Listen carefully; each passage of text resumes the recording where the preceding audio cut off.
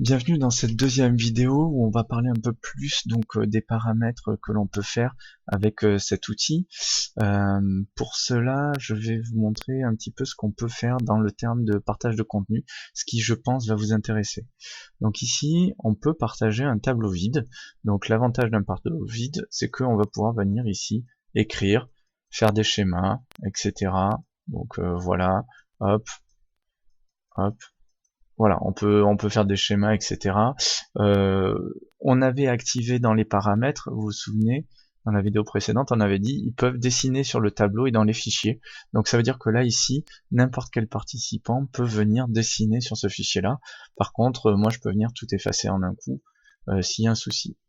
Ensuite, dans le partage, on peut partager une application ou un écran.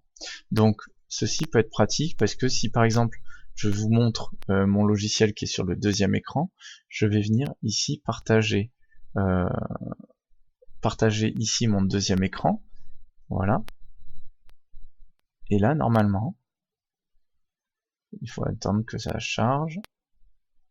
Voilà, vous avez accès à mon deuxième écran qui est pour moi donc du coup sur ma gauche. Donc je m'étais mis un deuxième écran et notamment vous avez le petit logiciel que j'utilise pour enregistrer ce tutoriel qui s'appelle VocoScreen, donc sur lequel on peut rajouter la caméra que vous voyez pour vous en bas à gauche. On peut rajouter donc du coup l'audio, j'ai sélectionné le microphone qui est là et non pas celui de la webcam, et on peut paramétrer un certain nombre de paramètres sur le format de fichier. Donc là ce qui est intéressant c'est que je peux venir ici expliquer à mes élèves, bon ben voilà comment on utilise un logiciel, etc. Autre possibilité, c'est que je vais pouvoir montrer à mes élèves ici, hop, voilà, dans mes dossiers, la réponse indicielle, on est en train de faire un exercice. Voilà, hop, je prends le PDF, je le mets sur cet écran, et donc je vais pouvoir venir commenter directement ici sur l'écran, et j'ai partagé mon écran.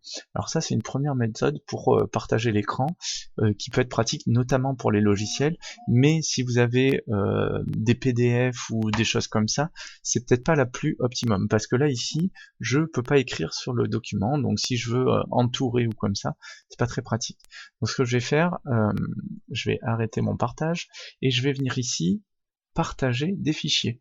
Donc l'avantage du partage de fichiers, c'est qu'on va pouvoir venir donc ici ajouter un fichier. Hop. Donc je viens mettre par exemple un fichier d'activité. Je vais prendre celui-ci. Hop. Il est en train de s'importer. J'attends 2 secondes que l'importation soit terminée.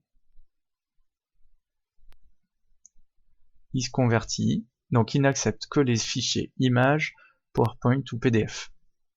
Et une fois qu'il est sélectionné, je vais pouvoir le partager. Voilà, l'avantage de ce système-là, bon déjà je vais pouvoir zoomer un petit peu, l'avantage de ce système-là, c'est qu'on va pouvoir venir ici compléter par exemple tous ensemble le cours ou faire des formes directement sur le document. Donc ici, imaginons, hop, je dis à les élèves, ah attention, vous n'aviez pas fait attention à cet élément-là, ou je peux venir commenter, hop, ici.